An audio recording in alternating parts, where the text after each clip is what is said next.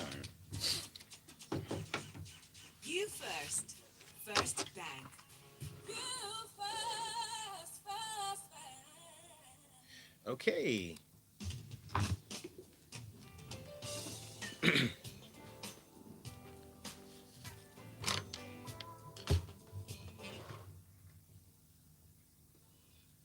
Good morning, Lagos. Welcome to the smoothest dial on Lagos Radio. We're smooth 98.1. Love music, love life. It's time for Freshly Pressed 981.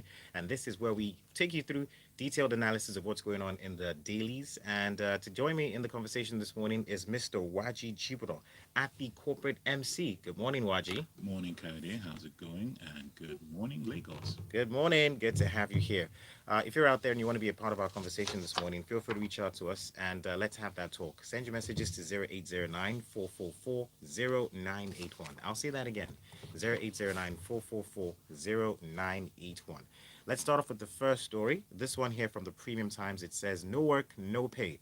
So Buhari pardons health workers, orders payments of seized salaries. Now, let me paint a picture just before, we dive right into the story.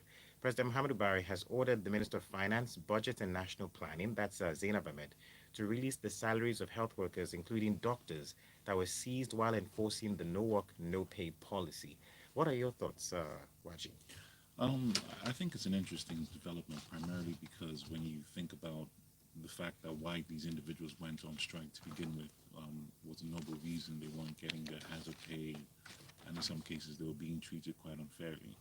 In as much as the law indicates, if you go into the article specifically, it says that first section 43 of the Trade Disputes Act says that when a worker goes on strike, especially those on essential services, the employer can also refuse to pay. And this is what they refer to as no work, no pay rule. Okay. But I think that's just kind of taking the easy way out, using the law to now not be compassionate. These individuals had a valid reason to go on strike, especially when they were putting their lives on the line. These were frontline workers, especially during the height of the pandemic. Or okay, let me rephrase that because we're still in the pandemic. During the first and second and The third, lockdown. well, the lockdown and then the subsequent phases of the different waves that came in. So to have suspended, to have not given them pay because they were not working, I don't think it's right.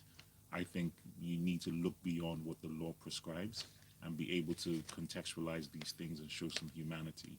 And I think if you had done the right things to begin with, these individuals wouldn't have gone on strike. If you had paid them their back pay, if they had given them the hazard pay, if you had increased the hazard pay from what it was to what they were recommended, or at least had some negotiation and met in the middle or arrived at an agreement, then we wouldn't be in this particular situation.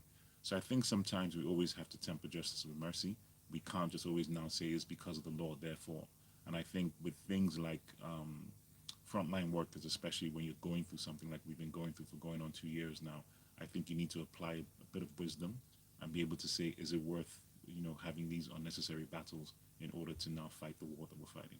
So they're releasing the funds from September and October 2021. But the thing here is this. We've seen these strikes too many times. And I don't know, is there an end in sight?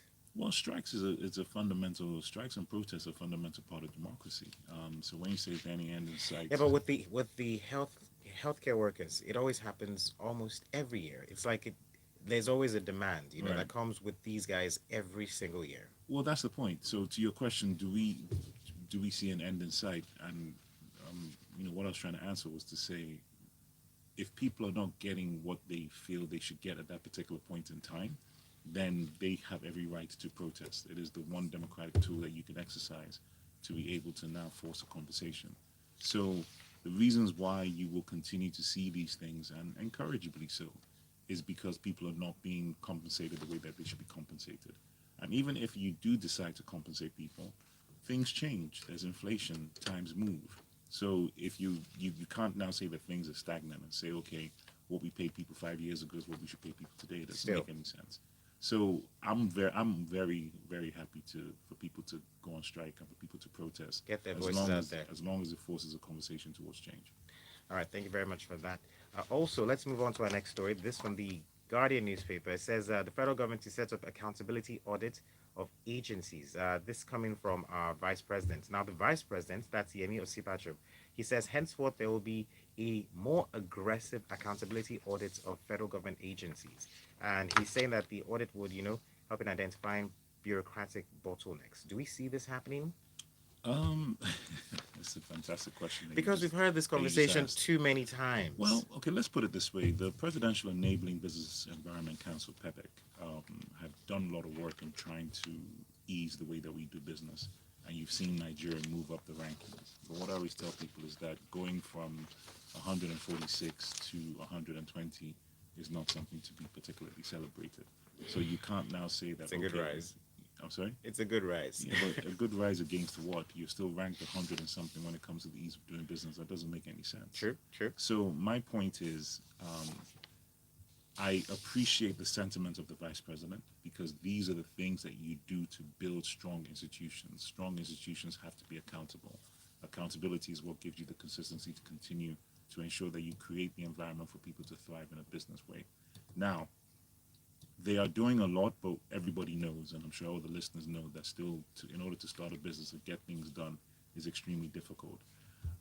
What I find equally amazing is that they're celebrating initiatives about setting up incubators and setting up, all these different hubs for entrepreneurs to come together to either have access to funding or to be able to now be creative and innovative in a special way. I mean, these things are 20 years old, man. They're not new. I mean, when I came out of university, the first projects I worked on as a business consultant was incubators. This is not something that we should be celebrating, something we should be saying, oh my God, we're late to the game. So in as much as I appreciate what they're saying, but let's not celebrate it as though it's some new feat when it comes to the ease of doing business. And let's just make sure that we strengthen our institutions, we hold them accountable so that young entrepreneurs can now have an environment where they can compete in a very healthy manner, so that therefore we can create job opportunities and we can make sure that every Nigerian is thriving to the best of our ability. Nice.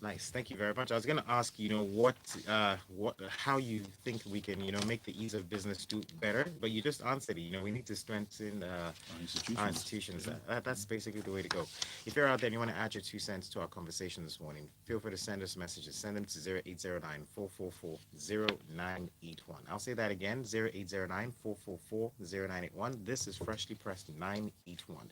Let's move on to the next story. This coming from This Day newspaper. This one here says, FEC okays Nigeria startup bill. When I saw the story this morning, it put a smile on my face in a way. I like it. Okay, so the Federal Executive Council rose from its weekly meeting yesterday at the Senate House in Abuja with an approval of the Nigeria startup bill to be sent to the National Assembly for legislation. And, they're talking about construction for bridges. They've approved some funding generally, but what do you make of the story? Well, yeah, we've been tracking this story for quite a while now with the startup bill, and I think it's very important that we have this because it now connects back to the ease of doing business. You have to have legislation that mandates the environment is hospitable for people to be able to start businesses, that they have access to funding, and they're not going to now have the unnecessary bureaucratic bottlenecks and red tape that prevent them from doing business. Anything from getting the company registered to trademarking to licensing and all these different things. And young innovators and especially investors do not want to come into an environment that is hostile. They do not want to come into an environment, and when I say hostile, I'm not referring to physical hostilities, I'm referring to regulatory hostilities. And nobody wants to come into an environment and have to deal with layers and layers of approval or government or public sector interventions and high-handedness in order to do business. Who wants to encourage that? So the startup bill, if indeed, if you go through it, and I encourage people to go read it, if you go through it, it is very encouraging. It is very progressive in its authorship. But in its execution, that's where the real challenge comes in. And the skeptic in me, even though I am a profound optimist, but the skeptic in me always asks, especially in a country like Nigeria, that I do hope that there is sincerity of purpose with this bill. It's not just about having nice words and nice platitudes and wonderful things on paper. It's also about the sincerity of purpose, especially with the execution of this bill. Because if you go against it, you kill the entire spirit of what you're trying to accomplish. So when you talk about the execution now, how soon do you think this, when and if it does go through, how soon do you think we can see those changes that's proposed with this bill? I honestly don't see why it should take longer than any moment from when it's passed. Obviously, there'll be timelines of when the go-live date will be. So whenever that go-live date will be, should be when we start seeing changes. All right. Thank you very much for that. Let's take this message from Timothy. Okay. Well, Timothy's talking about the ease of doing business as well. Okay. So, Fred from Dolphin says the ease of doing business is actually being killed by these institutions. The four institutions that are involved are the FIRS, the power institutions, the security, and also the regulatory institutions. Do I you mean, agree? no, but that's the thing, right? It's like you're cutting your nose to spite a face, and it's an interesting comment because you can't talk about the ease of doing business when your institutions that are meant to encourage business being done in an easy manner are crippling that. And it's a True. fantastic point that individual that sent in a comment just made. So Nigeria needs to have a very intellectually honest conversation about how these things work, because if these institutions that they refer to, FIRS, the power company, and I can't remember the other two that they mentioned, but these institutions, for example, Security and security regulatory and regulatory institutions. institutions, fantastic. So if they are not part of the conversations around the ease of doing business, then we will just continue to have this So bottleneck. could it be that there's a need for like a reorientation and education? Maybe the processes, if they're digital, then it would be easier. Because I remember, registering businesses back in the day, you had to go through different offices, go through maybe lawyers. At some point in time, some parts of it have been made digital, and Right. it's easier. But then, if you're coming to security and regulatory institutions, that's a different ballgame entirely.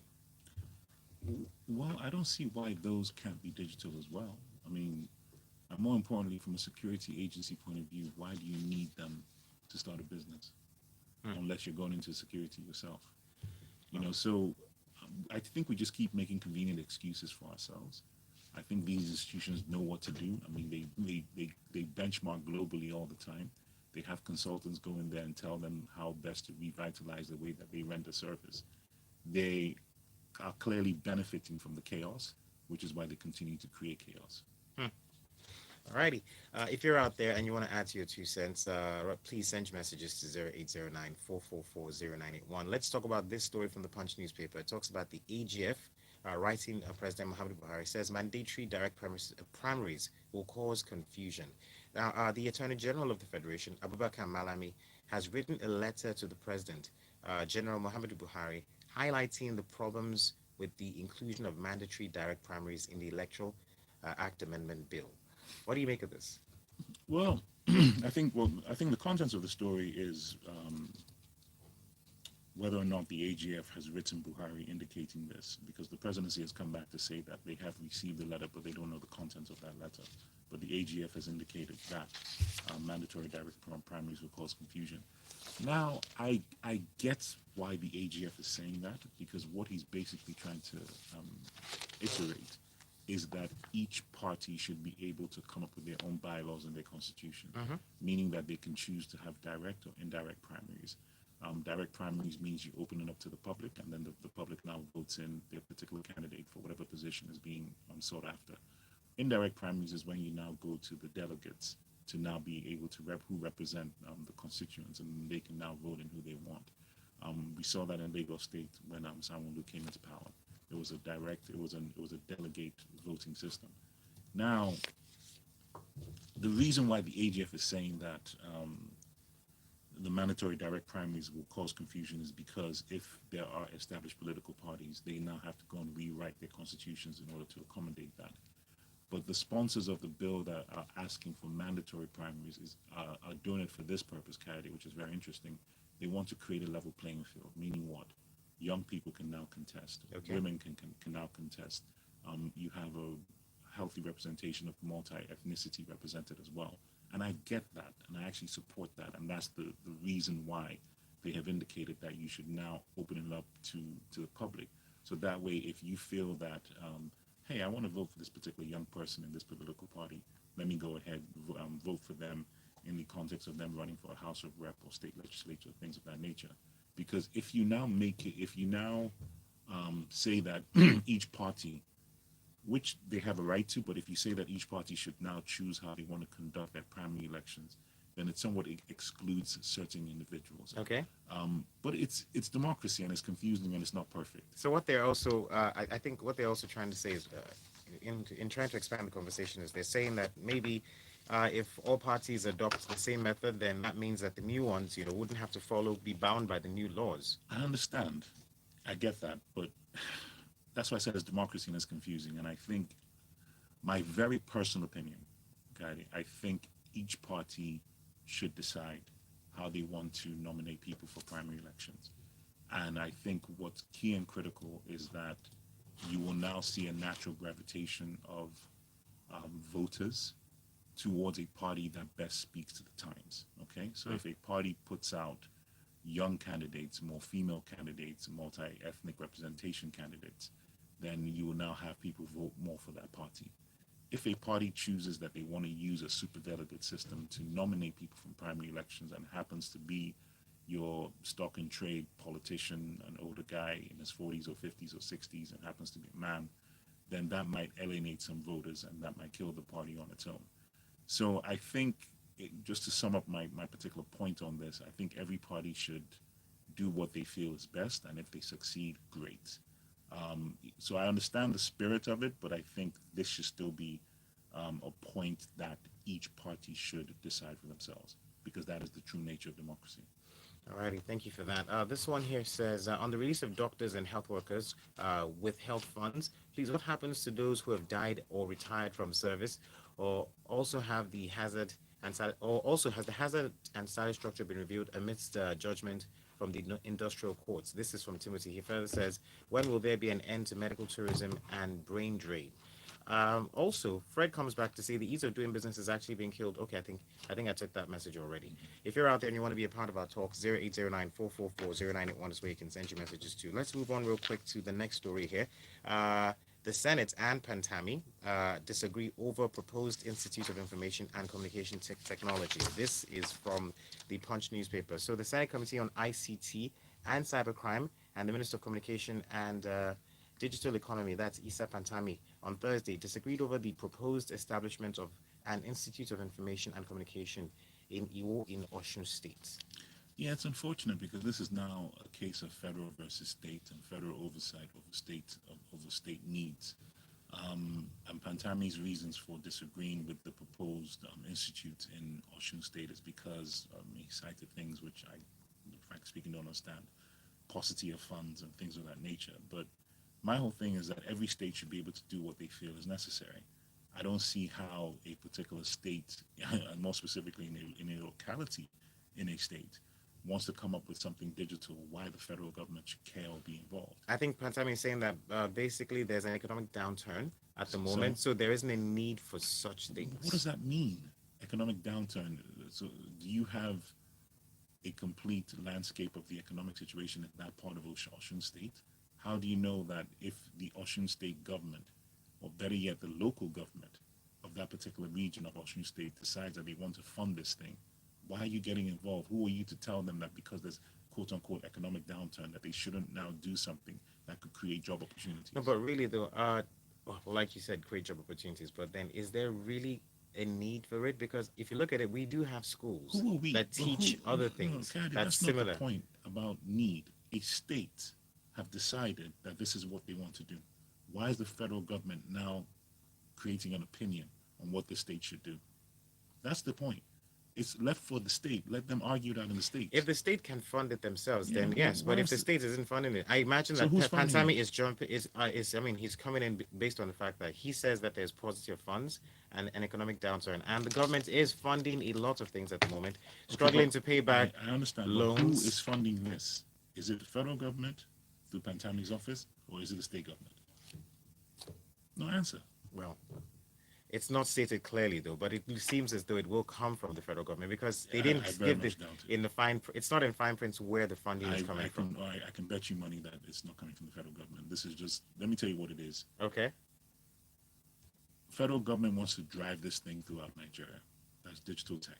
Okay. Okay. And they want to have complete control. And any subservient indication that a state is duplicating what they're doing is where they have an issue with. That's it. It's literally about ego. It's not about anything concrete or sensible. And you see, this is back to federal oversight, because what you do to avoid this, Kayode, is that when you roll out anything from the federal level, you have to engage states. Okay. Work with states to now begin to identify what those needs are in states, so that you can now begin to create institutions per that state need. Okay. Because clearly you can't now just roll out a federal plan without taking into consideration what those state needs are. So what this particular situation is happening in Osun State is that they've identified a need, and they're going about doing it their way to speak specifically to their need, because maybe they feel that the federal component is not going to touch them. So you're saying generally that the federal government should support this state, support Osun states in doing this. But what the federal government is saying generally is that what Pantami generally is saying that is they don't have the funding to support this. But generally, it's a back and forth conversation, and we'll see where this goes. And just keep your hand out of state business. So I'm all for statehood. I'm a big believer in statehood, and for me, federal government should literally just be what you provide in terms of oversight. I have never understood and will never understand why federal government always wants to get involved in what states decide to do. What's the point of having states? Might as well just go back to regions that the federal government runs. This one here from Fred once again says, primaries are strictly internal party regulations. If you want the direct primaries to be adopted, it's the party members that should be asking for that and not the House of Assembly pursuing it. Agreed. Also, a demo comes in to say voters should be allowed to vote who they want as against the party nominating candidates. Democracy, as they said, it's for the people, by the people, and therefore should be allowed to exercise their franchise. All right, thank you so much, Adamo. Thank you so much, Fred. Let's move on to the next story real quick. Conflicting court orders. The NJC now bars airing judges from promotion. This coming from the Premium Times. Now, the National Judicial Council has punished 3 judges who issued conflicting orders in the leadership crisis that dogs the People's Democratic Party, PDP, this year. Yeah, absolutely. If you're a federal judge and you want to meddle in politics, then you have no business to be elevated beyond that position you're currently in. It's literally just that simple for me. So I support everything that the Chief Justice is doing, that you cannot play around with that position. And what was now happening with these 3 particular Chief Justices in question is that their offices were being compromised and they were going back and forth, and it just looked like a complete mockery and a shambles. And no judge worth the coat that they wear or the wig that they put on their head should be involved in political scrambling and grandstanding for whatever reason. So yes, if you want to get involved and play dirty politics as a federal judge, then you have no business being elevated beyond your position. Do you think this will serve as a deterrent to the other judges? I definitely hope so. Definitely hope so. All righty, real quick, because of our time, let's move on to our next story. This one from the Premium Times says telecoms shut down. So a lawyer files a $1 billion suit against El Rufai and NCC and all the 4 network providers as well. Now, giving you the background story, it says a Kaduna State-based lawyer has filed a $1 billion suit at the Federal High Court in Abuja, challenging the legality of the shutdown of telecommunication networks and internet services in some parts of Lagos. And I think she might. Lagos or Kaduna? Excuse me. Parts of the state, which is Kaduna, of course. Right. Yes. So I think she might have a point with this. She has a point, but it's not going to fly, because when it comes to matters of security, that's where it ends. So I think what the arguments for her, and I think a lot of people out there generally would be, you're shutting down telecommunication services and other things, right, in a state. And yes, the government might have their reasons as far as security is concerned, but it also would hamper a lot of other things. I understand that. I'm not arguing against the point that she's making regarding what the detriment of that did to her business. I mean, she mentioned some conference that couldn't happen. I'm sure that was a revenue-generating conference. She talked about radio broadcasts that could not now go on as a result of this. But when it comes to matters of security, I'm sorry, the state has that right to suspend these services such as telecommunications if it is a matter of national security. And it was a matter of not only national security, but more specifically state security. So I appreciate where she's coming from, but going about suing may not be the right way. I think what she should do is just come up with some kind of collective bargaining agreement, conversation, or class action lawsuit. How do you reach out to the government? I mean, she Well, did sue the governor of the state. You have constituents. Go to your House of Rep, go to your state senator, go to your federal senator, and have that conversation. But now suing against security matters is dead on arrival. Sorry, I'm just being very honest. I appreciate what she's trying to do, but when it comes to matters of security, you're not going to win a suit, because all the government has to say is that's literally why we did it. We didn't do it for any other reason. And outside the government, how about the telecoms that were sued as well? Because that's it's in 2 different categories entirely. Yeah, why are you suing them? They were following directives from the government. Why you I'm sorry. You see, when people just get into this whole, I'm going to sue this person, sue that person, I think you're just trying to see what sticks. It's like just firing a machine gun from your hip without pointing it, and whatever hits makes sense. That's literally what she's doing, because it doesn't make any sense to sue the telecoms.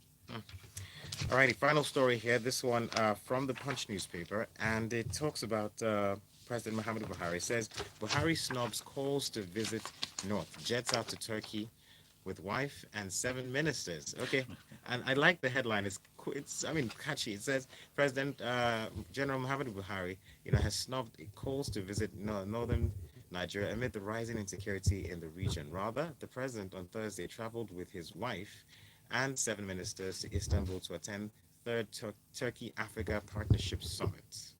So this one, I mean, I said it put a smile on my face when I read this story. But I mean, what do you make of this?